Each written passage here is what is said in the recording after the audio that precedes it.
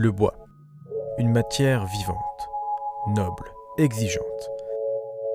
Derrière chaque meuble, chaque objet, il y a des femmes et des hommes, des artisans, des entrepreneurs, des passionnés. Et ceux qui le travaillent ont des histoires à raconter.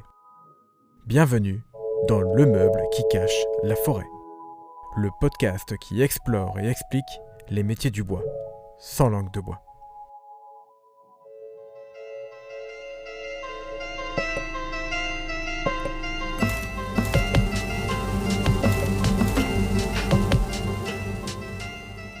Bonjour, moi c'est Camille.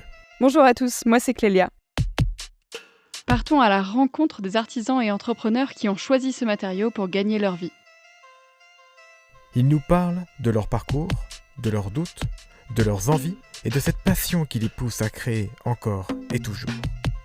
Nous allons parler entrepreneuriat et passion, un équilibre entre exigence, patience et liberté. Dans tous les cas, le chemin que j'ai fait, il m'a amené aujourd'hui à être probablement l'artisan le plus heureux du monde, je crois. En tout cas, moi, je le vis comme ça. Je m'éclate dans mon travail, je suis super heureux tous les jours. J'ai encore plein de projets et plein de motivations comme au premier jour, donc je referai tout pareil, je pense.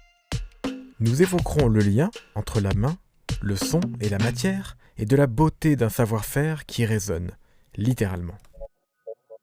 Il y en a de plus en plus des luthiers, c'est un métier qui revient vachement.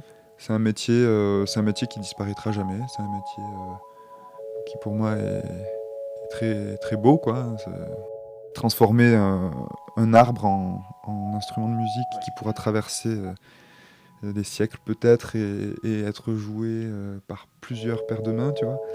Il y a un côté magique. Quel est ce moment où tout bascule, quand le bois devient plus qu'un matériau, une vocation ?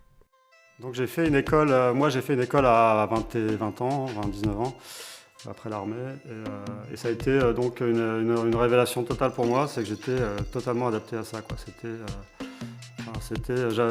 Mon cerveau était abreuvé de choses que je voulais apprendre. Et d'ailleurs, j'ai toujours en tête ce que j'ai appris à l'école, c'est-à-dire que ça n'est jamais ressorti. Je me suis aperçu que c'était le métier que je voulais faire. Et comment ne pas aborder la peur du saut, les débuts incertains, le regard des autres, des doutes et de la force qu'il faut pour assumer un rêve d'artisanat et la fierté de construire, pas à pas, son atelier.